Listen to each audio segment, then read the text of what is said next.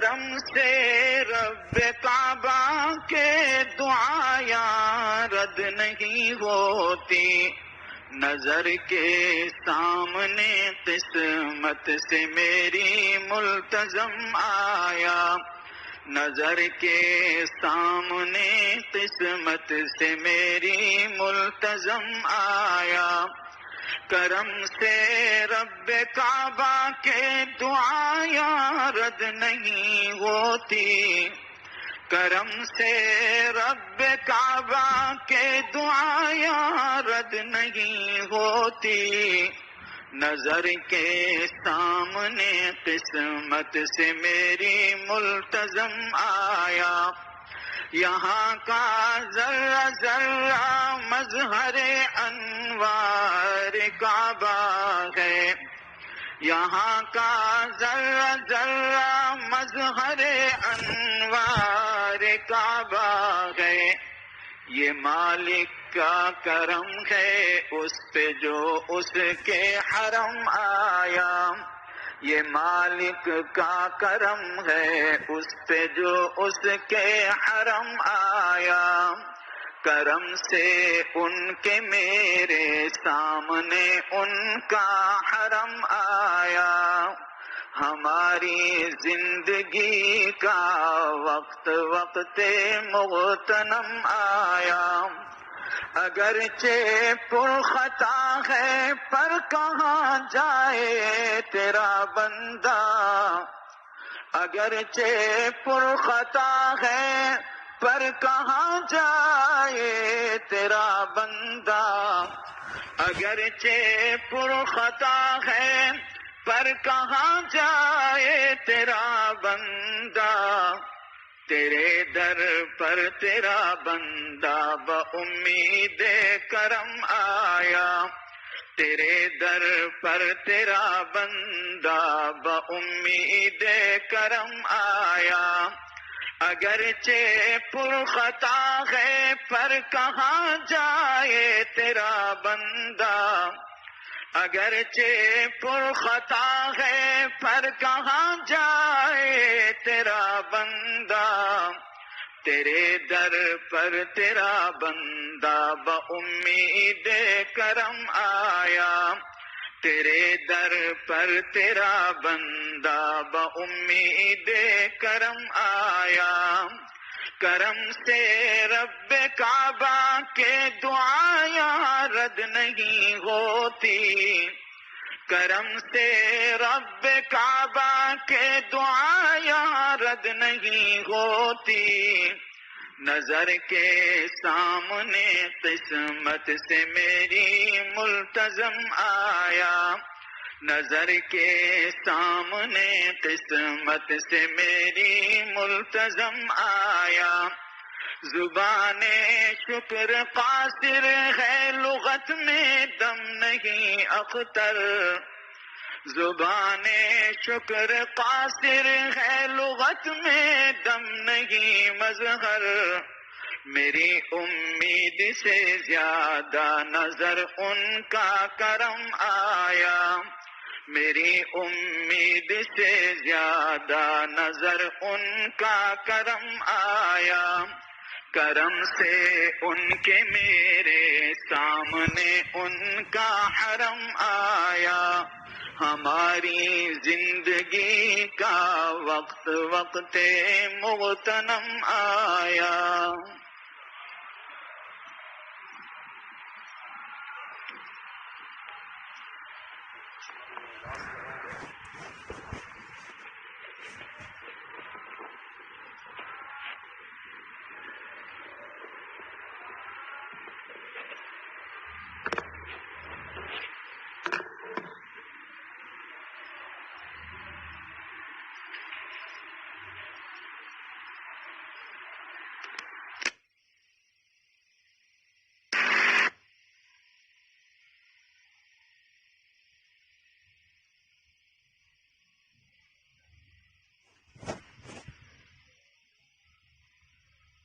ومن أما بعد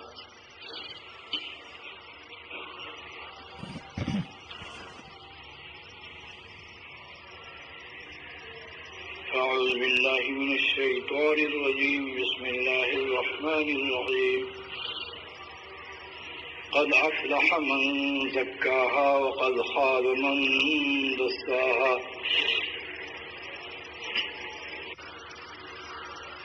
اذکروا اللہ کثیرا لعلکم تفلحون، اللہ کو کثرت سے یاد کرو۔ کیا مطلب؟ کہ ہر وقت کبھی مثبت عبادت سے یاد کرو اور ہر وقت ان کو ناراض نہ کرنے کی عبادت سے یاد کرو۔ جب عبادت کے اوقات آ جائیں تو عبادت کر لو، لیکن جو عبادت کے اوقات نہیں ہیں اس وقت میں اللہ تعالیٰ کو ناراض نہ کرنے والی عبادت سے، منفی عبادت سے راضی رکھو اور ان کا ذکر کرو۔ اللہ کو ناراض نہ کرنا یہ سب سے بڑی عبادت ہے۔ لعلکم تفلحون، تاکہ تم کو دونوں جہان کی کامیابی مل جائے۔ یہ کس کا ارشاد ہے؟ خالق دونوں جہان فرما رہے ہیں۔ انتم تفوزون فی الدنیا والآخرہ، دونوں جہان کا مالک ہی یہ بات کہہ سکتا ہے۔ جس کے اختیار میں دونوں جہان نہ ہو، اگر وہ کہے کہ تم یہ عمل کر لو تو دونوں جہان میں کامیاب رہو گے، اور وہ مالک دونوں جہان نہیں ہے تو اس کے قول میں کوئی جان نہیں، بے جان قول ہے۔ یہ اس مالک کا ارشاد ہے کہ جو دنیا کا بھی خالق اور مالک ہے، آخرت کا بھی، اور انجام اہل تقویٰ کے ہاتھ میں۔ نفس و شیطان نقد حرام لذت کو دیکھتے ہیں، اللہ تعالیٰ اہل تقویٰ اور اہل اللہ کو اس حرام لذت سے حفاظت نصیب فرماتے ہیں۔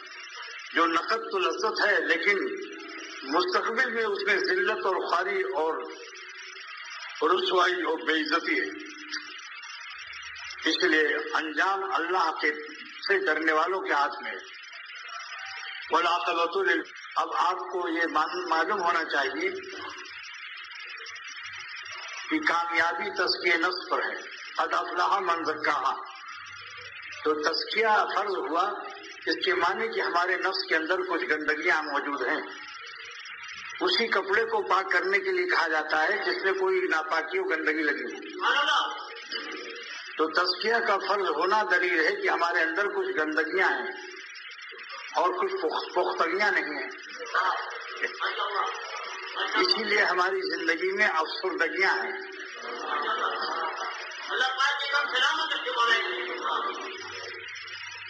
لیکن تزکیہ آپ اپنے کپڑوں کو دیتے ہیں ڈرائی کلینز میں، دھونے والا اس کو دھو کر صاف کر کے دے دیتا ہے۔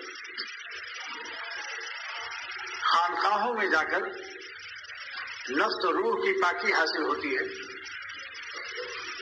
حضرت مجدد الفسانی رحمۃ اللہ علیہ بہت اکابر اولیاء اللہ میں سے، جب 1000 سال پورا ہو گیا تو دوسرا جب 1000 شروع ہوا اس کو الفسانی کہتے ہیں۔ الف مانے 1000 اور ثانی مانے دوسرا 1000واں حصہ۔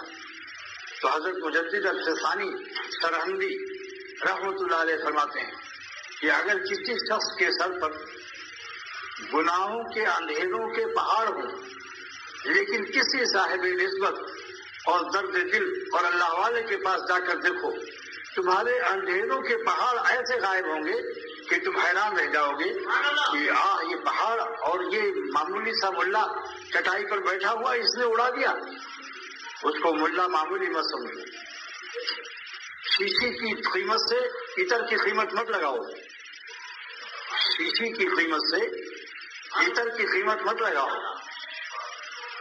2 روپے کی 3 شیشی خریدا آپ نے، ایک شیشی میں آپ نے 100 روپیہ تولا عطر رکھ دیا، دوسری شیشی میں آپ نے 1000 روپے تولا عطر رکھ دیا، اور تیسری شیشی میں 1,00,000 روپیہ تولا والا عطر رکھ دیا۔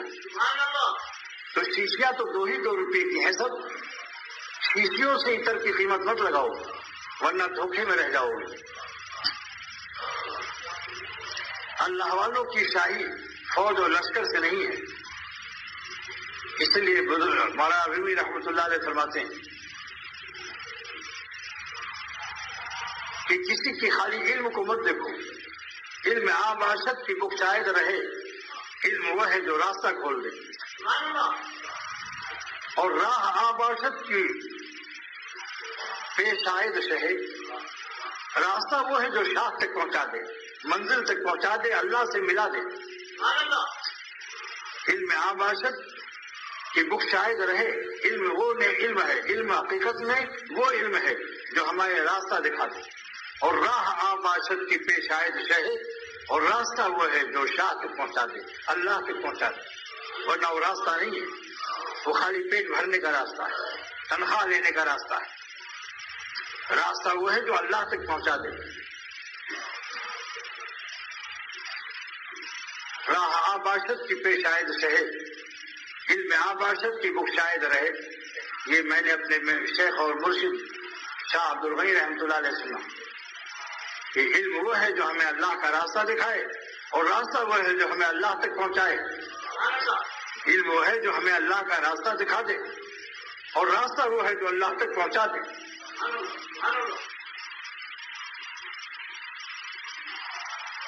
اور شاہ آباشت کی از خود شہ شود.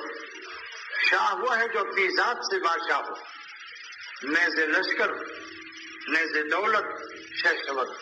فوج اور دولت سے جو بادشاہ ہے, کل کو دولت میں کنگالی آ سکتی ہے, فوج بغاوت کر سکتی ہے. اس کی شاہی کا کوئی اعتبار نہیں.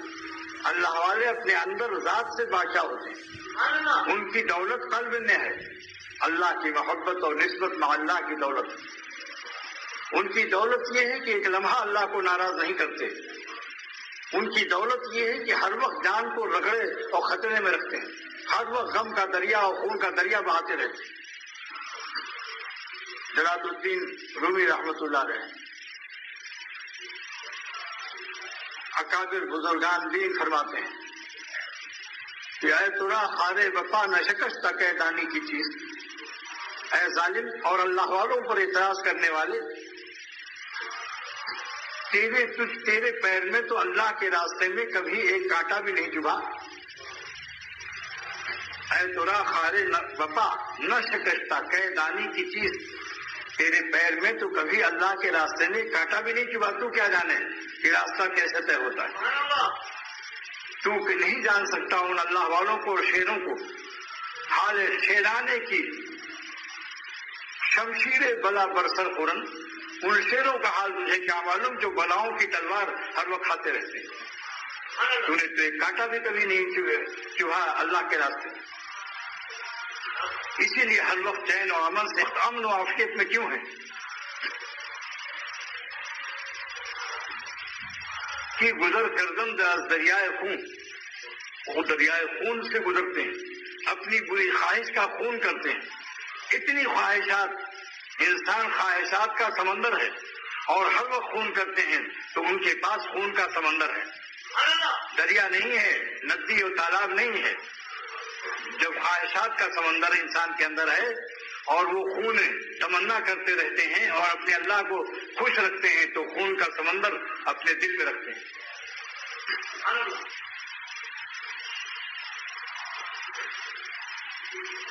میری حسرتوں کا منظر,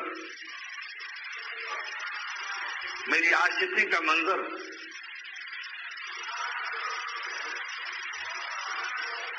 میری وادیوں کا منظر,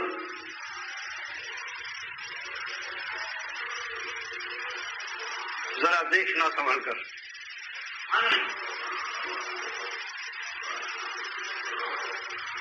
اور ایک ایک نظر بچا کر, ایک ایک خون تمنا سے ہر وقت وہ اللہ تعالیٰ سے کروڑوں جانیں لیتے رہتے ہیں. جان دیتے ہیں ادھر سے لیتے ہیں, ادھر سے دیتے ہیں ادھر سے لیتے ہیں. اور چونکہ ہم محدود ہیں, ہم محدود جان ان پر فدا کرتے ہیں. اللہ تعالیٰ غیر محدود جان ہم کو عطا فرماتے ہیں. عمل کر کے دیکھو, ورنہ ایک دن سانس بند ہو جائے گی, پھر جان نہیں دے سکتے ہو. جب جان ختم ہو گئی اور مردہ ہو گئے, روح نکل گئی اور جسم سے تعلق ختم ہو گیا, تب کیا خاک جان دو گے؟ جان دینے کا زمانہ زندگی کا. جلدی سے جان دینا سیکھ لو. یعنی آرزو بری اور نافرمانی کی کسی خواہش کو پورا نہ کرو, چاہے دل تک زخموں کی سے خستہ اور شکستہ ہو جائے. لیکن اللہ تعالیٰ کے پر جان دیتے رہو. جان دے دی میں نے ان کے نام پر, عشق نے سوچا نہ کچھ انجام پر. اس کی ہمت مانگو اللہ سے. اگر زندگی میں زندگی بے شمار چاہتے ہو, اپنی حیات پر بے شمار ہے, تو خالق حیات کو خوش کر کے دیکھو. 40 دن, اگر صرف 40 دن کا ارادہ کر لو کہ 40 دن تک ہم اپنے اللہ کو ایک لمحے کو ناراض نہیں کریں گے, پھر 40 دن کے بعد آپ دیکھیے گا, پھر آپ کو ذائقہ مل جائے گا کہ اہل تقویٰ کی حیات پر کتنی حیات برستی.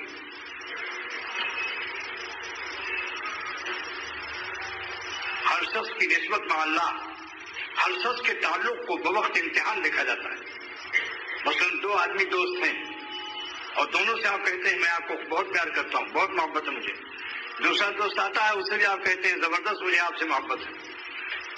اب دونوں کیسے فیصلہ کریں کہ یہ تو دونوں سے محبت کا اظہار کر رہا ہے, میری محبت اس کے دل میں زیادہ ہے یا میرے فلاں آدمی کی؟ دونوں سے کہہ رہا ہے کہ مجھے آپ سے بڑی محبت ہے, ذرا بھی کم نہیں. ان دونوں کا فیصلہ کب ہوگا؟ جب دونوں کسی کام کے لیے الیکشن میں کھڑے ہوں, تو دیکھا جائے گا ووٹ آپ کس کو دیتے ہیں. اللہ کی عاشقی کا دعویٰ کرنے والوں, اگر کوئی سامنے شکل آ جائے, نفس کہتا ہے کہ اس کو دیکھ لینا چاہیے, ایسا موقع پتہ نہیں ملے یا نہ ملے. اور اس کا حسن جو ہے عجیب و غریب ہے, دل فریب ہے, اور شکنندہ شکیب ہے. اب یہ دیکھیے اردو نہیں, یہ حسن عجیب و غریب ہے اور دل فریب ہے, اور شکنندہ شکیب ہے. شکیب مانے صبر کو توڑنے والی ہے. یہ لغت زندگی میں پہلی دفعہ بنا کے پیش کر رہا ہوں. اختر موجود لغت بھی ہے, لغت ایجاد کر لیتا ہوں, لغت ایجاد کر لیتا ہوں. شکستن مانے ٹوٹنا, شکنندہ مانے توڑنے والا. نفس کہتا ہے اس کو دیکھ لو, اللہ کا حکم یاد آتا ہے یغضوا من ابصارہم, نظر کی حفاظت کرو. قل اے محمد صلی اللہ علیہ وسلم آپ فرمائیے کہ نظر کی حفاظت کیجیے. بخاری شریف کی حدیث ہے آنکھوں کا زنا ہے نظر بازی, زنا العین النظر. لومڑی کی طرح مت رہو, اللہ کا واسطہ دیتا ہوں. لومڑی تمہارے کام نہیں آئے گی, شیر بنو. اللہ نے مومن کو شیر بنایا ہے. جس کا رابطہ خالق شیر سے ہو وہ لومڑی کیسے ہو سکتا ہے؟ بتاؤ بھائی, جس کا دل کا رابطہ خالق شیر سے ہو. لاکھوں کروڑوں شیر دنیا میں ہیں, کروڑوں شیروں کا خالق جس کے دل میں ہو وہ لومڑیانہ حرکت کر ہی نہیں سکتا. یہ لومڑیانہ فرار اور اللہ تعالیٰ سے بے وفائی دلیل ہے کہ یہ ظالم ابھی خام اور کچا ہے. دعوے سے کچھ کام نہیں ہوتا, وہی دعوے کا راز ظاہر ہو جاتا ہے. جب 2 آدمی کھڑے ہوئے وہی ووٹ ہم کو دینا, اور یہ دونوں سے کہہ رہا تھا کہ آپ اس کہہ رہا تھا بہت پیارے, اور اس سے بھی کہہ رہا تھا آپ بھی بہت پیارے. لیکن جب الیکشن میں دونوں نے ووٹ مانگا, اب فیصلہ ہوگا کہ کس کی محبت زیادہ ہے. جس کو ووٹ دے دے گا اس کو کچھ فیصد اس کے دل میں محبت زیادہ ہے, یعنی کیا فیصلہ ہے بولو بھائی. وہ کہہ رہا تھا 50% تیری محبت بھی ہے اور 50% اس کی بھی ہے. اب دونوں ووٹ مانگ رہے ہیں, کس کو ووٹ دے گا؟ جس کی محبت 51 ہوگی یا 52 ہوگی, اور جس کی محبت 49 ہوگی 49, وہ اس کو ووٹ نہیں دے گا. ایسی جب نفس نے تقاضا کیا کہ یہ حسین شکل دیکھ لو, اور اللہ کا حکم یاد آیا کہ غض بصر کا حکم ہے, اب آپ ووٹ کس کو دیتے ہو؟ اگر نفس کی بات مان لی تو معلوم ہو گیا آپ کا حال کہ آپ نے ووٹ اپنے دشمن کو دیا ہے, اور جس نے نظر بچا لی اس نے اپنے دوست کو ووٹ دیا, اللہ کو دیا ہے.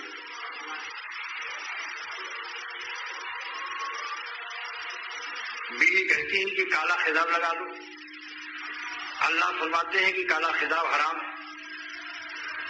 تب پوری کلر 77 اگر استعمال کرتا ہے تو معلوم ہوا کہ یہ دونوں کو خوش کرتا ہے، اللہ میاں کو بھی اور بیوی کو بھی۔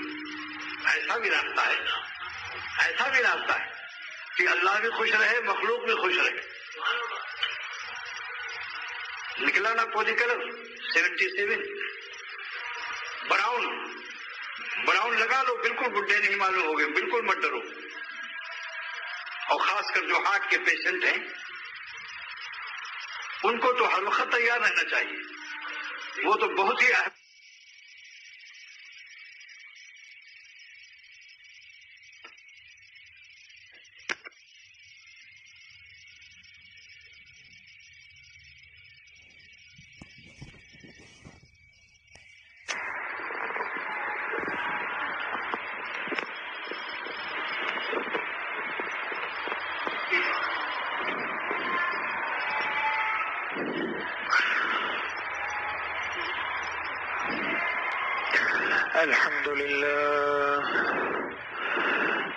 الحمد لله وكفى وسلام على عباده الذين اصطفى، أما بعد فأعوذ بالله من الشيطان الرجيم، بسم الله الرحمن الرحيم، فاذكروني أذكركم واشكروا لي ولا تكفرون۔ وقال تعالى في مقام آخر: والفجر وليال عشر، صدق الله العظيم وصدق رسول النبي الكريم، ونحن على ذلك من الشاهدين والشاكرين، والحمد لله رب العالمين۔ میرے عزیز و بزرگ و دوستو، اللہ جل شانہ کی خصوصی عنایات، اللہ جل شانہ کی جانب سے رحمت، اللہ جل شانہ کی جانب سے ہدایت حاصل کرنے کے لیے اللہ نے نہایت ہی آسان اور مختصر اور اختیاری راستہ ہمیں دیا ہے۔ ہم میں سے جو شخص چاہے اللہ جل شانہ کی خصوصی عنایات بھی حاصل کر سکتا ہے، اللہ کی رحمتیں بھی حاصل کر سکتا ہے، اللہ کی جانب سے ہدایت بھی حاصل کر سکتا ہے، اور اس کے لیے کوئی مشقت والا کام کرنے کی ضرورت نہیں، بلکہ اللہ پاک نے یہ ہماری روزمرہ دن رات کی مصروفیات میں یہ عنایات رکھ دی ہیں۔ اللہ جل شانہ قرآن کریم میں ارشاد فرماتے ہیں: فاذکرونی، تم مجھے یاد کرو، اذکرکم، میں تمہیں یاد کروں گا، واشکروا لی ولا تکفرون، اور میرے احسان مند رہنا، میری ناشکری نہ کرنا، شکر گزار بندے بن کے رہنا، ناشکری نہ کرنا۔ دادا رحمت اللہ علیہ اسی ممبر سے بارہا اس آیت کو تلاوت فرمانے کے بعد اس کی تشریح فرماتے تھے کہ فاذکرونی بالاطاعت، تم مجھے اطاعت کے ساتھ یاد کرو، اذکرکم بالعنایت، میں تمہیں عنایت کے ساتھ یاد کروں گا، تم مجھے عبادت کے ساتھ یاد کرو، میں تمہیں مغفرت کے ساتھ یاد کروں گا۔ حضرت ابو ہریرہ رضی اللہ تعالی عنہ سے روایت ہے، سرور دو عالم صلی اللہ علیہ وسلم نے ارشاد فرمایا کہ جب میرا بندہ مجھے تنہائی میں یاد کرتا ہے، دل میں یاد کرتا ہے، میں اپنے بندے کو دل میں یاد کرتا ہوں۔ جب میرا بندہ مجمع میں یاد کرتا ہے، میں اس سے بہتر مجمع میں یاد کرتا ہوں۔ لا يقعد قوم يذكرون الله الا حفتهم الملائكة وغشيتهم الرحمة ونزلت عليهم السكينة وذكرهم الله في من عندهم۔ ہمارے پاس تو اللہ کے بندے ہیں جن کے سامنے ہم اللہ کا ذکر کرتے ہیں، اللہ کو یاد کرتے ہیں۔ اللہ کے پاس انبیاء کی ارواح اور مقرب ملائکہ ہیں جن کے پاس اللہ اپنے ذکر کرنے والے بندوں کا تذکرہ کرتے ہیں۔ تو اللہ نے فرمایا تم اگر میرا تذکرہ میرا بندہ تنہا کرتا ہے، میں بھی تنہا کرتا ہوں، دل میں کرتا ہے، میں دل میں کرتا ہوں، اگر مجمع میں کرتا ہے، میں اس سے بہتر مجمع میں کرتا ہوں۔ میری طرف ایک ہاتھ بڑھتا ہے، میں ایک ذرا بڑھتا ہوں اس کی طرف، میری طرف چل کر آتا ہے، میں دوڑ کر آتا ہوں۔ اور اللہ 70 ماؤں سے زیادہ پیار کرتے ہیں. تو کہا فذکرونی، تم مجھے یاد کرو. کس کے ساتھ؟ اطاعت کے ساتھ یاد کرو. میرے جتنے احکامات ہیں، جو کرنے کے کام میں نے بتائے ہیں وہ سب کرو، اور جو نہ کرنے کے کام بتائے ہیں ان میں سے کسی کو بھی نہ کرو. ذکر مثبت بھی کرو، ذکر منفی بھی کرو. ذکر مثبت نماز، روزہ، زکوٰۃ، حج. ذکر منفی بد نظری نہ کرنا، چوری نہ کرنا، غیبت نہ کرنا، گانا نہ سننا، جھوٹی گواہی نہ دینا، حرام مال نہ کھانا. تو ذکر مثبت بھی کرو اور ذکر منفی بھی کرو. اگر ذکر مثبت ذکر منفی دونوں کرو گے، میری اطاعت ذکر مثبت ذکر منفی کے ساتھ کرو گے، اذکرکم بالعنایتی، میں تمہیں یاد کروں گا عنایت کے ساتھ. عنایتوں میں پہلی عنایت کیا ہوگی؟ امن. عنایتوں میں دوسری عنایت کیا ہوگی؟ صحت. عنایتوں میں تیسری عنایت کیا ہوگی؟ تونگری، مالداری. یہ تو دنیا کی عنایات ہو گئیں کہ اللہ دل کو مطمئن کر دے گا، امن و امان دے دے گا تمہیں صحت عطا فرما دے گا، اور تمہیں کیا دے دے گا؟ مال تمہیں عطا فرما دے گا. اور آخرت کے اندر اللہ تمہیں جنت کی ساری نعمتیں عطا فرمائے گا اور اپنے دیدار سے مشرف فرمائے گا. جنت مقصود بذات نہیں. حضرت رابعہ بصریہ فرماتی تھی کہ میرا بس چلے تو جنت کو آگ لگا دوں، میرا بس چلے تو میں جنت کو آگ لگا دوں. لوگوں نے کہا وہ کیوں؟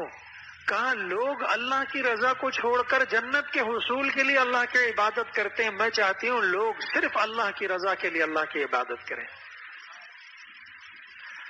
لیکن جنت کیوں ہے؟ جنت مرکز ہے، جنت جگہ ہے لقائے مولا کا. جنت وہ مقام ہے جہاں ہمیں دیدار الہی ہوگا انشاءاللہ. تو ہم جو جنت سے محبت کرتے ہیں وہ لقائے مولا کی وجہ سے کرتے ہیں کہ وہاں ہمارے مولا سے ہماری ملاقات ہوگی. اس کے لیے ہم نے اتنی عبادت کی، جس کے لیے ہم سارے گناہوں سے بچے. پوری دنیا وہی کام کر رہی ہیں، ہم اس سے بچ رہے ہیں. تو یہ جو ہماری آرزوؤں کا خون ہو رہا ہے، یہ ہماری حسرتیں پامال ہو رہی ہیں، اس کا صلہ دیدار الہی کی صورت میں ہوگا، اور اس کی جگہ جنت ہے، اس لیے ہم جنت سے بھی پیار کرتے ہیں. حضرت مولانا فضل الرحمان صاحب گنج مراد آبادی رحمۃ اللہ علیہ کیا فرمایا کرتے تھے کہ جنت میں جب حوریں آئیں گی تو میں کہوں گا بیبیوں قرآن سننا ہے تو سنو ورنہ اپنی راہ چلو. مجھے تلاوت قرآن کریم میں زیادہ لذت حاصل ہوتی، اور ایک بار جب دیدار الہی ہوگا دوسرے دیدار تک اسی میں مست رہیں گے. تو فرمائے فذکرونی اذکرکم، تم مجھے یاد کرو میں تمہیں یاد کروں گا. واشکروا لی، اور میرے احسان مند رہنا، شکر گزار بندوں میں سے رہنا.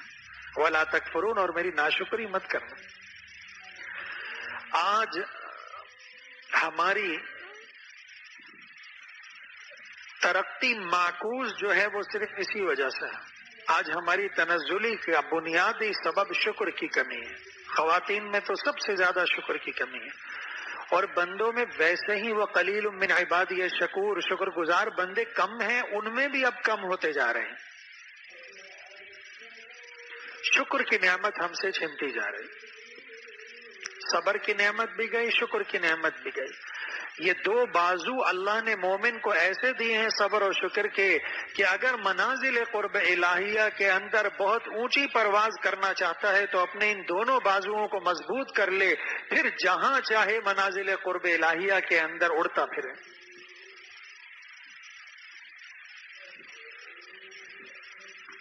شکر کی عادت ہماری ختم ہوتی جا رہی ہے. اللہ فرماتے ہیں وَإِذَا أَذَقْنَا النَّاسَ رَحْمَةً مِّن بَعْدِ ضَرَّاءَ مَسَّتْهُ إِذَا لَهُم مَّكْرٌ فِي آيَاتِنَا. مختلف مقامات پر اللہ نے کہا جب ہم کسی کو تکلیف پہنچنے کے بعد اپنے پاس سے رحمت کا مزہ چکھا دیتے ہیں تو فوراً اس رحمت کی نسبت اپنی طرف کرتا ہے. یہ میرا کمال تھا، یہ میرا ہنر تھا، یہ میری تدبیر کا جو ہے انجام ہے، میں نے ایسی تدبیر کی. اور آخر میں اللہ فرماتے ہیں کم سے کم اس کو نیچر اور جو ہے قدرت کی طرف موڑ دیتا ہے کہ میں بیمار تھا صحت یاب ہو گیا، میرے پاس مال نہیں تھا مال مل گیا. جیسے سب محنت کرتے میں نے بھی کی، اس کی نسبت اللہ کی طرف نہیں کرتا.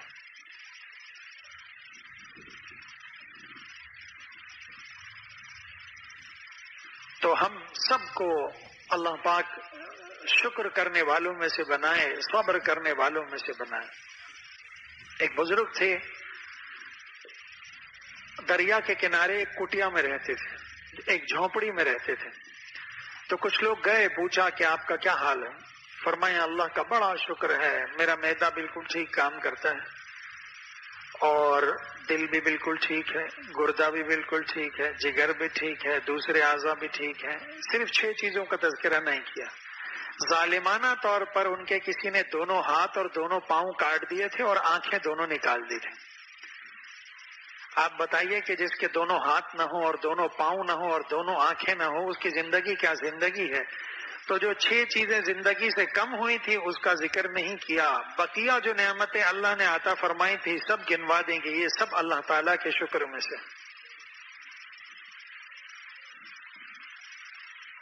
اللہ نے فرمایا وَلَنَبْلُوَنَّكُمْ بِشَيْءٍ مِّنَ الْجُوعِ وَلَنَبْلُوَنَّكُمْ بِشَيْءٍ مِّنَ الْخَوْفِ وَالْجُوعِ، اللہ تعالیٰ تم کو ضرور بالضرور، اللہ کہہ رہا دیکھو ہم ضرور بالضرور تم کو آزمائیں گے، کبھی خوف سے اور کبھی بھوک سے، وَنَقْصٍ مِّنَ الْأَمْوَالِ وَالْأَنفُسِ وَالثَّمَرَاتِ، اور کبھی مال اور کبھی کس سے؟ جان کی کمی سے، کبھی مال کی کمی سے، کبھی پھلوں کی کمی سے، ہم تمہیں ضرور آزمائیں۔ وَبَشِّرِ الصَّابِرِينَ، صبر کرنے والوں کے لیے کیا ہے؟ خوشخبری ہے۔ الذین اذا اصابتهم مصیبت، جب انہیں کوئی مصیبت پہنچتی ہے، قالوا کہتے ہیں انا للہ، ہم اللہ ہی کی ملکیت ہیں، وانا الیہ راجعون، اور ہمیں اسی کی طرف لوٹنا ہے۔ اولئک علیہم صلوات من ربہم ورحمہ واولئک هم المہتدون، ان کے اوپر اللہ کی طرف سے خصوصی عنایتیں ہیں، رحمتیں ہیں اور ہدایت ہے اللہ کی طرف سے۔ اور آج آزمائش کا دور ہے، ہماری شامت اعمال کی وجہ سے ہم طرح طرح کی آزمائشوں میں، طرح طرح کی تکالیف میں، طرح طرح کی بیماریوں میں مبتلا ہیں، ہر آدمی پریشان ہے۔ 3 نعمتیں اللہ دیتا ہے اور پھر ان تینوں کو واپس لے لیتا۔ آزمائش، ابتلا اور امتحان کے لیے اللہ امن دیتا ہے، اگر امن کی قدر نہ کرو اللہ واپس لے لیتا۔ اگر امن و امان نہ ہو، آپ کی صحت ہو، مال ہو، آپ مستفید نہیں ہو سکتے، اس سے فائدہ نہیں اٹھا سکتے، اس سے جو ہے خوشیوں کے لمحات حاصل نہیں کر سکتے، صحت بھی اچھی ہے، مال بھی ہے، باہر فائرنگ ہو رہی، حالات خراب ہیں، آپ کہاں نکلیں گے؟ تو اللہ 3 نعمتیں ایسی ہیں جس کو مل جائیں سمجھ لیں کہ وہ دنیاوی اعتبار سے بڑی نعمتوں والا ہے۔ نمبر 1 اس کے شہر میں امن و امان ہو، نمبر 2 اللہ نے اس کو صحت بھی عطا کی ہو۔ امن و امان ہو، صحت نہ ہو، بیمار ہو، کسی موذی مرض میں مبتلا ہو، آپ کہیں چلو بھائی گھومیں پھریں، کچھ لذت حاصل کریں، پارک میں چلیں، وہاں چلیں، گھومنے چلیں، وہ کہتا ہے میں اپنی بیماری میں پڑا ہوں، تمہیں گھومنے کی فکر ہے۔ تو امن ہو، امن کے ساتھ صحت بھی ہو، امن کے ساتھ صحت بھی ہو، اور اگر صحت بھی ہو، دونوں چیزیں ہو، مال نہ ہو، آپ اس سے کہیں چلو تو وہ کہے گا میرے پاس تو بس کے کرائے کے پیسے نہیں ہیں، میں کہاں سے جاؤں گا گاڑی میں۔ لذت حاصل کرنے کے لیے پکنک پہ جب جائیں گے تو ظاہری بات ہے کچھ پکائیں گے، کچھ کھائیں گے، کچھ تفریح کریں گے، کچھ تو چاہیے مال و اسباب میں سے۔ یہ جب تینوں چیزیں مل جائیں، یہ تینوں چیزیں ہماری ناشکری کی وجہ سے چھنتی ہیں۔ امن اللہ شہر کا ختم فرما دیتے ہیں، ہماری شامت اعمال کی وجہ سے صحت کو اللہ ختم فرما دیتے ہیں ہماری شامت اعمال کی وجہ سے، اور مال کو ختم فرما دیتے ہیں ہماری شامت اعمال کی وجہ سے۔ آج آپ جائزہ لیں ہماری شامت اعمال کی وجہ سے دنیا میں کہیں امن و امان ہے؟ نہیں، کہیں امن و امان نہیں۔ ہم بہت سے لوگ سوچتے ہیں ہم اس ملک کو چھوڑ کے باہر چلے جائیں گے وہاں امن و امان ہوگا، کہیں امن و امان نہیں۔ ہر جگہ خوف ہے، خوف کی نوعیت الگ ہے۔ یہاں جان کا خوف ہے، کہیں مال کا خوف ہے، کہیں دونوں کا خوف ہے، کہیں کفیل کا خوف ہے، کہیں وکیل کا خوف ہے، کہیں گورے کی جانب سے مارے جانے کا خوف ہے، آج کل کثرت سے مار رہے ہیں، کہیں فائرنگ کا خوف ہے۔ تو دنیا میں کوئی جگہ آپ کو ایسی نہیں ملے گی جہاں خوف نہ ہو۔ کیوں؟ امن و امان ختم ہو گیا ہماری شامت اعمال کے سبب۔ ہم نے وہ گناہ کیے کہ اللہ نے ہم پر وہ ظالم حکمران مسلط کر دیے کہ جو ہمارے حقوق کی رعایت نہیں کرتے، کیونکہ ہم نے اللہ کے حقوق کی رعایت نہیں کی۔ ایک بزرگ تھے، غالباً حضرت عاصم نام لکھا ان کا. انہوں نے ایک دفعہ اللہ سے دعا کی کہ جنت میں میری بیوی کون ہوگی، میں نے تو یہاں شادی نہیں کی، مجھے دکھا دیجئے کون ہے.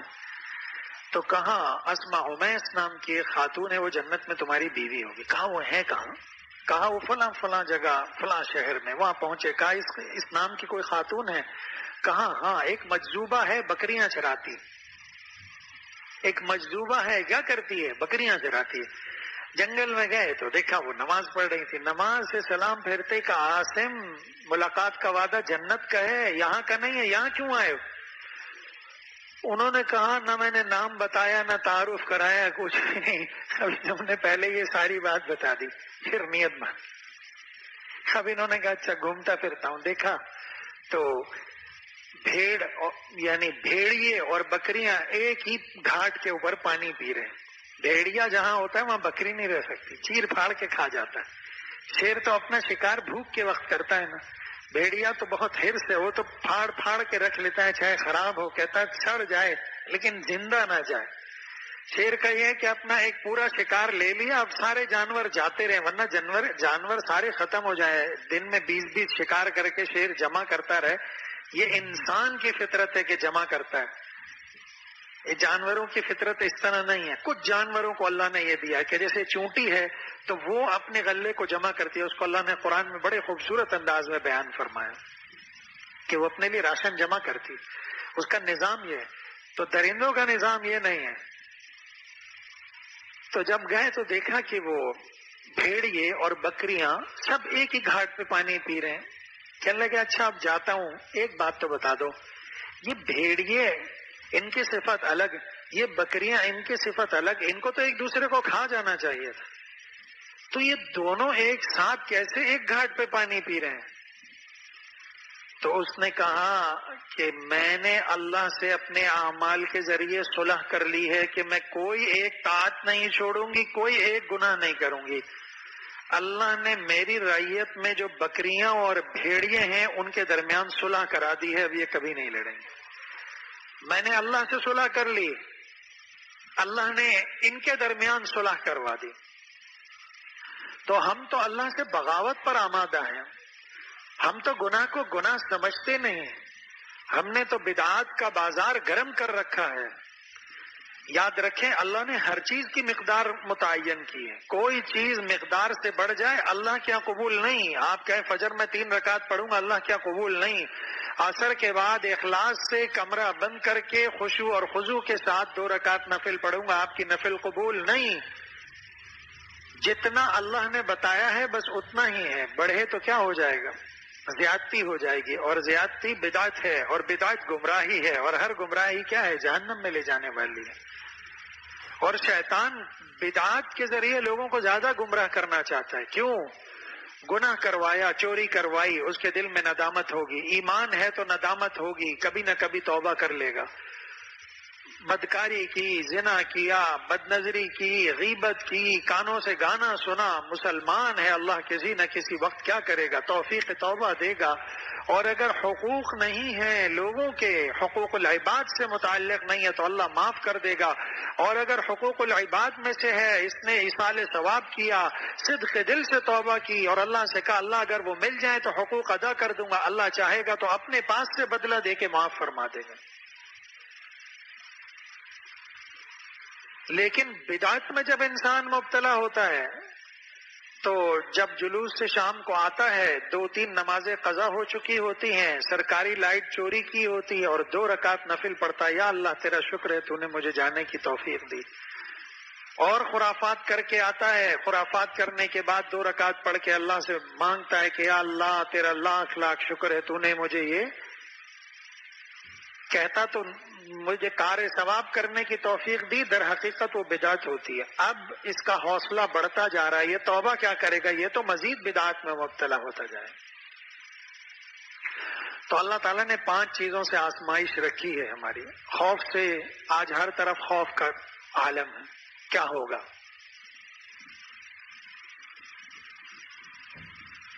آج ہر طرف کیا ہے؟ اللہ جو ہے وَلَنَبْلُوَنَّكُمْ بِشَيْءٍ مِّنَ الْخَوْفِ وَالْجُوعِ، اور بھوک. آج ہر شخص خوف زدہ ہے کہ مہنگائی ہوتی جا رہی ہے، کھائیں گے کیسے؟ اللہ نے ہمیں رزق کا مکلف ہی نہیں بنایا. اللہ نے کہا وما من دابۃ فی الارض الا علی اللہ رزقها، زمین میں جتنے چوپائے ہیں، چلنے والے، رینگنے والے، سب کا رزق کس کے ذمے ہے؟ اللہ کے ذمے. اور ہمیں کیا کہا کہ وما خلقت الجن والانس الا لیعبدون، میں نے جنات اور انسان کو صرف اپنی عبادت اور معرفت کے لیے ہی پیدا کیا. ہمارے ذمے جو کام لگایا اس کو ہم نے اللہ کے سپرد کر دیا. جو کام اللہ نے اپنے ذمے لگایا اس کے پیچھے جو ہے 24 گھنٹے لگے ہوئے. پھر اللہ کہہ رہا ہے وَلِلَّهِ خَزَائِنُ السَّمَاوَاتِ وَالْأَرْضِ، آسمانوں کے اور زمین کے سارے خزانے اللہ کی ملکیت میں ہیں. دنیا کے بادشاہ اپنے خزانے خرچ کرنے میں بہت محتاط ہوتے ہیں. اگر خزانہ بے دریغ خرچ کر دیں تو کہتے ہیں بادشاہ کا دیوالیہ ہو گیا، اس مملکت کا دیوالیہ ہو گیا، اس نے اپنے خزانوں کو بے دریغ لٹا دیا، آج اس کے خزانے کے اندر پھوٹی کوڑی نہیں. لیکن اللہ کو اپنے خزانوں میں کمی کا کوئی خوف نہیں. پر رزق اللہ نے اپنے ذمے لے رکھا ہے، ہمارے ذمے لگائی ہے عبادت. ہم 8 گھنٹے ڈیوٹی نہیں کر رہے، 8 گھنٹے کی ملازمت نہیں کر رہے، 8 گھنٹے دکان نہیں کھول رہے، 16 گھنٹے کام کر رہے ہیں. کون سا کام کر رہے ہیں؟ جو اللہ نے اپنے ذمے لے رکھا ہے وہ کام کر رہے ہیں. اور جو ہمارے ذمے لگا رکھا ہے اس کو ہم بھول گئے، اس کو ہم نے کیا کر دیا؟ فراموش کر دیا. اللہ کی عبادت کو، اللہ کی اطاعت کو، اللہ کے ذکر کو، صبر کو فراموش کر دیا، ذکر کو فراموش کر دیا، اور شکر کو کیا کر دیا؟ فراموش کر دیا. یہ 3 چیزیں ہیں ترقی کے لیے، صبر، شکر، ذکر. اللہ پاک ہم سب کو صابرین، شاکرین، ذاکرین میں سے بنائے. یہ تینوں چیزیں ہم نے فراموش کر دی. جا کس چیز کے پیچھے رہے ہیں کہ جس کا ذمہ اللہ نے اپنے ذمے لے رکھا. یہ زندگی تو جیسے تیسے گزر جائے گی، اصل زندگی تو آخرت کی زندگی ہے. وَمَا الْحَيَاةُ الدُّنْيَا إِلَّا مَتَاعُ الْغُرُورِ، یہ دنیاوی زندگی تو چند دن کی زندگی ہے، دھوکے کی پونجی ہے. امیر کی بھی گزرتی ہے، غریب کی بھی گزرتی ہے، فقیر کی بھی گزرتی ہے، غنی کی بھی گزرتی ہے، صحت مند کی بھی گزرتی ہے، بیمار کی بھی گزرتی ہے. سوچنا وہاں کے بارے میں ہے کہ جب آدم علیہ السلام سے لے کے اس دنیا میں بسنے والے آخری انسانوں کو میدان محشر میں ایک ساتھ جمع کیا جائے گا، اور پھر اللہ پاک کھڑا کر کے سب سے حساب و کتاب لیں گے. میزان عدل قائم ہوگا، ہر شخص سے اس کے اعمال صالحہ، اعمال سیئہ کے بارے میں سوال ہوگا. جس کے اعمال صالحہ زیادہ ہوں گے اس کو نامہ اعمال سیدھے ہاتھ میں دے کر جنت بھیج دیا جائے گا. جس کے نامہ اعمال کم ہوں گے، جس کے نیکیوں کا پلڑا جو ہے وہ کمزور ہوگا، جھکا ہوا ہوگا، گناہوں کا پلڑا بھاری ہوگا، اس کا نامہ اعمال اس کے بائیں ہاتھ میں دے کر اس کو جہنم کی طرف روانہ کر دیا جائے گا. جہاں جہنمی جہنم میں عبد العباد رہے گا، جنتی جنت میں عبد العباد رہے گا. عبد العباد جنت کی نعمتوں سے لطف اندوز ہوگا، جہنمی ہمیشہ دوزخ کے عذاب کے اندر جلایا جائے گا، اس کو دوزخ کے عذاب کے اندر ہمیشہ مبتلا رکھا جائے گا. اور زندگی کو مینڈے کی شکل میں جنت اور جہنم کے درمیان ذبح کر دیا جائے گا. جنتی ہمیشہ جنت میں رہیں گے، جہنمی ہمیشہ جہنم میں رہیں گے. کیا ہم نے اس دن کے لیے کوئی تیاری کی ہے؟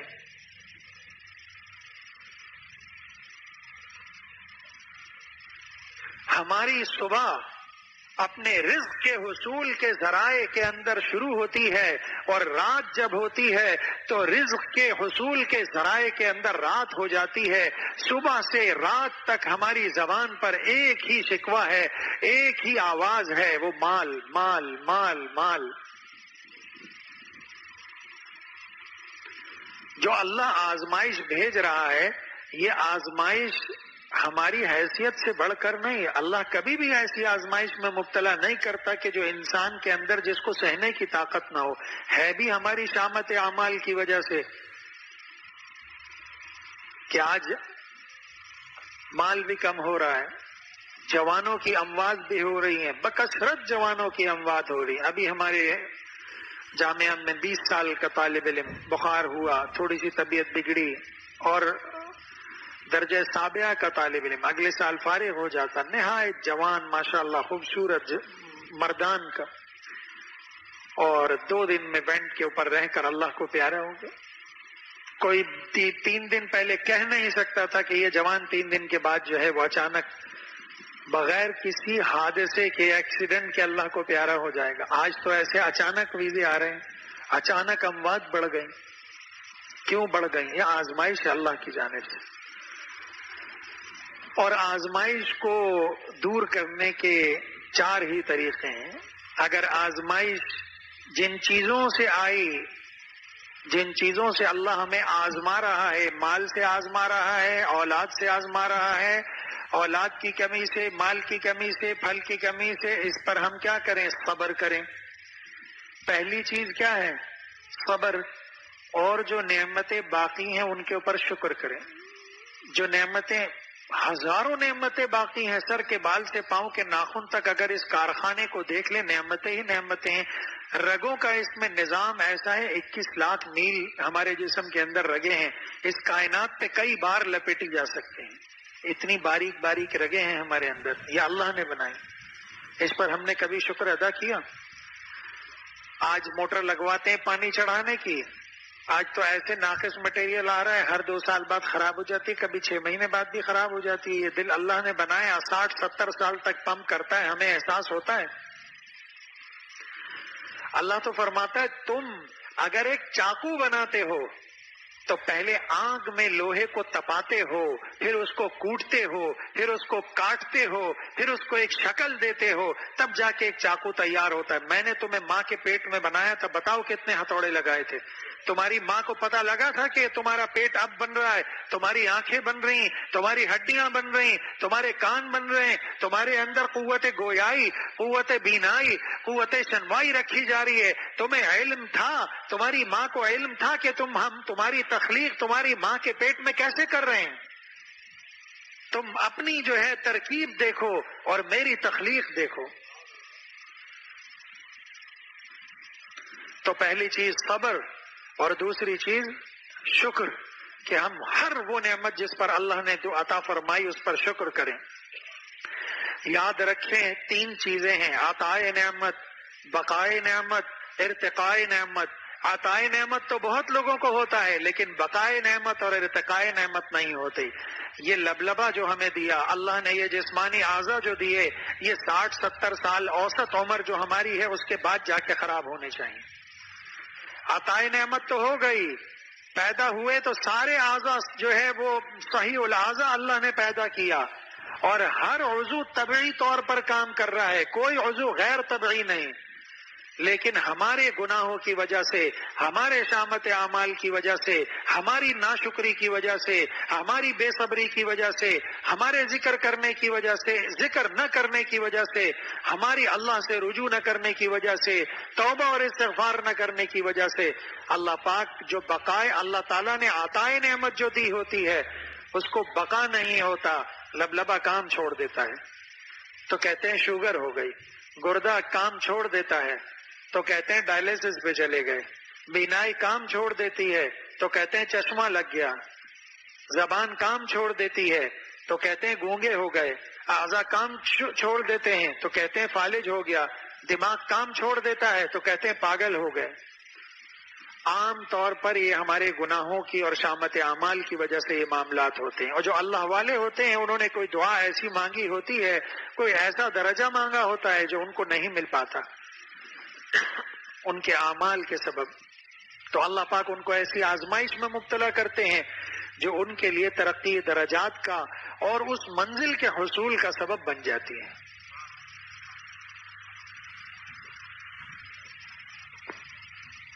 تو عطائے نعمت تو ہوتا ہے, اولاد اللہ پاک عطا فرماتے ہیں, مال عطا فرماتے ہیں, گھر عطا فرماتے ہیں, اور نعمتیں عطا فرماتے ہیں, تجارت عطا فرماتے ہیں. بقائے نعمت کیوں نہیں ہوتی اور ارتقائے نعمت کیوں نہیں ہوتی؟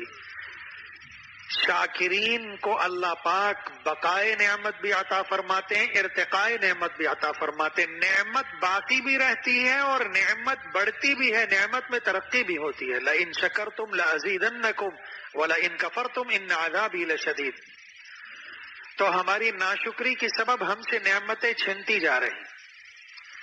نعمتیں کیا ہیں؟ چھنتی جا رہی ہے. یہ اسپتال نعمت نہیں ہے. یہ اسپتال کیا ہے؟ نعمت نہیں ہے. اسباب بڑھتے جا رہے ہیں، نتیجہ گھٹتا جا رہا ہے. اسباب بڑھتے جا رہے ہیں، نتیجہ گھٹتا جا رہا ہے. نیند کی دوائیں بڑھتی جا رہی ہیں اور نیند کم ہوتی جا رہی ہے. سکون کی دوائیں بڑھتی جا رہی ہیں، سکون کم ہوتا جا رہا ہے. اسپتال بڑھتے جا رہے ہیں، صحت نہیں بڑھ رہی، بیماری بڑھتی جا رہی. اگر اسپتال بڑھتے اور صحت ہوتی جاتی تو ہم کہتے بہت اچھی بات ہے، اسپتال بننے چاہیے. اسپتال جتنے بن رہے ہیں اس سے زیادہ بیماری بڑھ رہی ہے.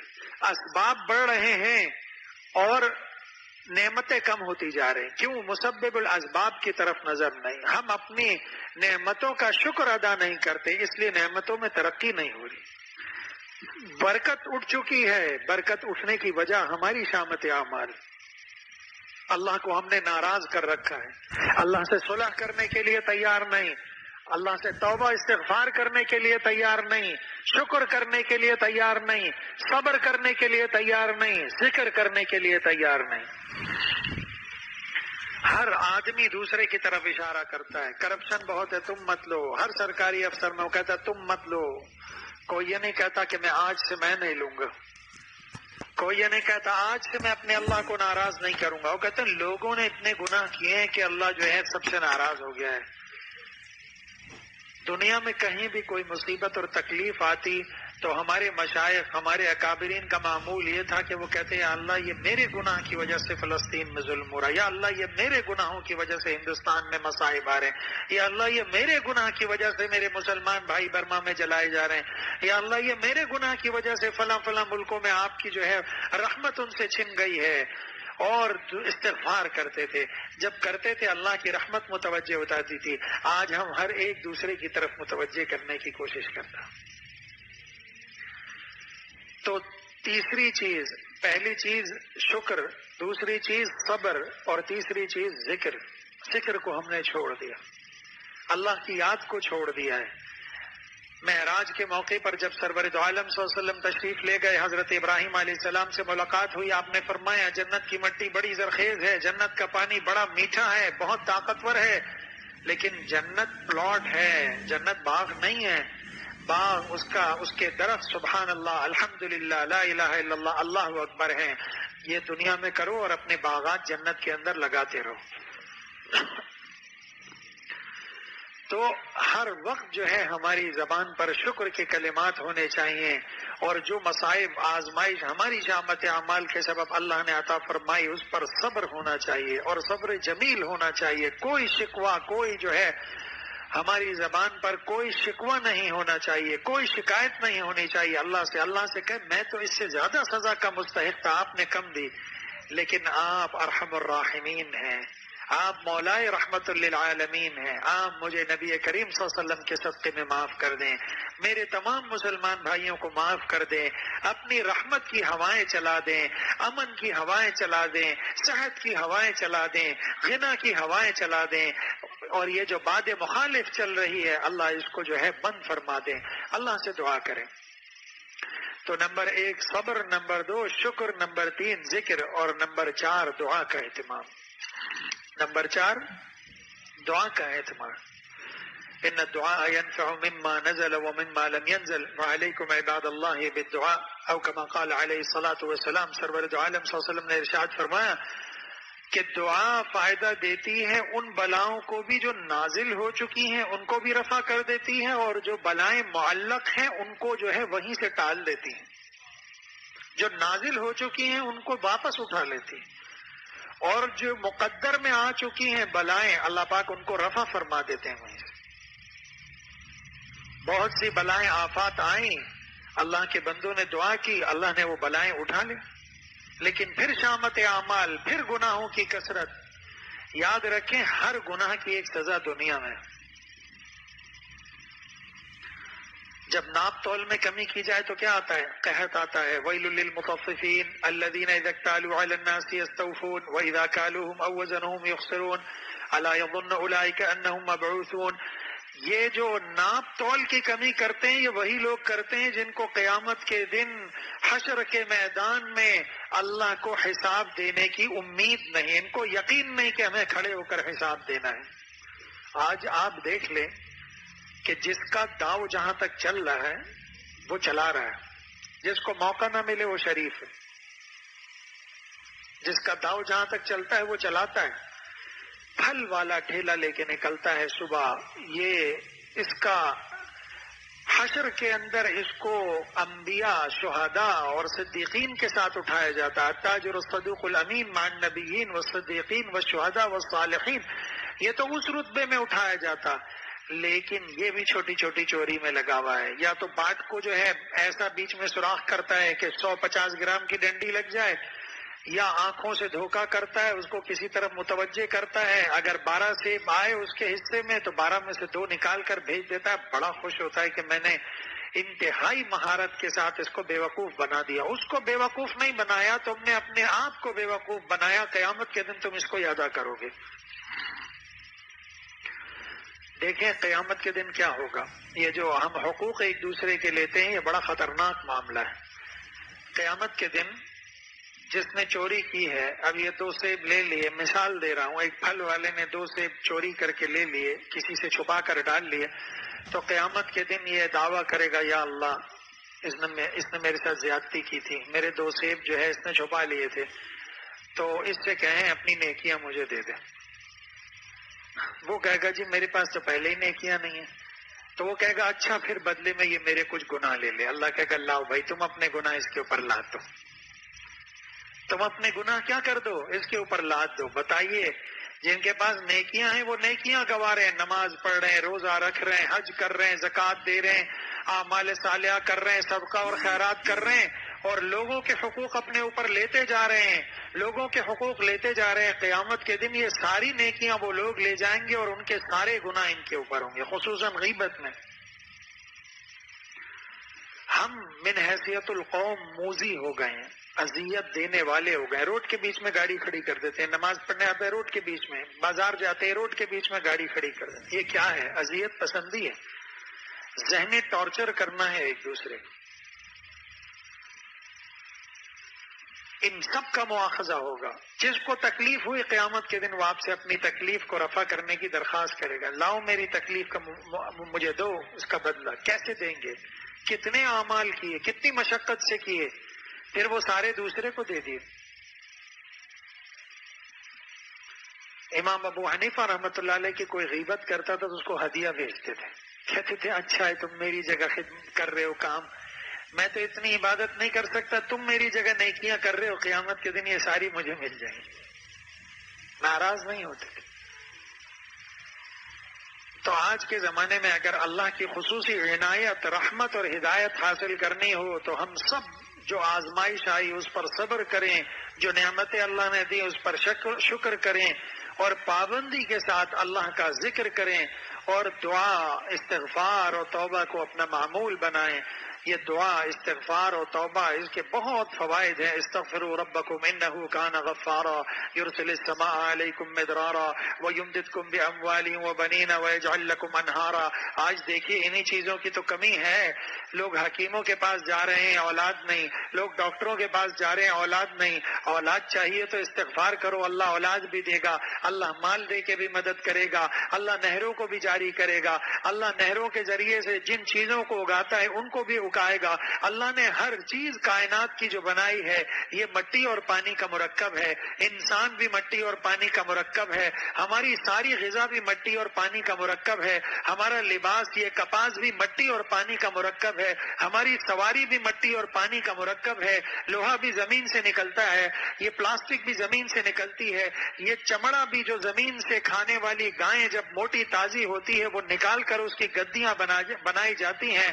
الغرض پیٹرول بھی زمین سے نکلتا ہے، ہماری سواری جن اجزاء سے مرکب ہے، جن چیزوں سے چلتی ہے، اللہ نے اس کو بھی پانی اور مٹی کا مرکب رکھا، ہماری دوا بھی پانی اور مٹی کا مرکب ہے، ہماری جو ہے اوپر آسمان نیچے زمین یہ سب پانی اور مٹی کا مرکب ہے۔ جب اللہ نے اس کو مرکب بنایا، اللہ کو راضی کریں گے، توبہ اور استغفار کریں گے، اللہ ان چیزوں کو ہماری خدمت پر ایسا ہی معمور کر دے گا جیسے پہلے معمور کیا ہوا تھا۔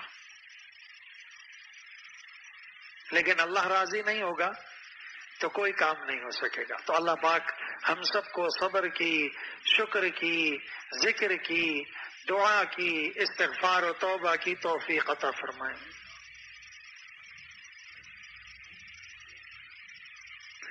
بچے کا نام محمد برہان ہے، اثرات ہیں، اللہ پاک ان کے اثرات ختم کر دے۔ یہ بعد میں مجھ سے مل لیں۔ باران رحمت کے لیے دعا فرما دیں۔ جی کتاب توشہ الشاق موجود ہے یہاں، جتنی تعداد میں آپ چاہیں انشاءاللہ مل جائے گی۔ جو بھیجنا چاہیں، دوست احباب کو دینا چاہیں، آپ کو تو مفت ملے گی، لیکن آپ جس کو لے جا کے دیں گے وہ آگے پڑھے گا، اس سے فائدہ اٹھائے گا، تو الدال علی الخیر کفاعلہ، آپ کو بھی اس کا ثواب کیا ہوگا؟ ملے گا، آپ بھی اس کے ساتھ شرکت ہو جائے گی۔ اللہ تعالیٰ ان کے چچا اور چچی کو صحت عطا فرمائے، اللہ پاک ان کی بیٹی کو اچھا رشتہ عطا فرمائے۔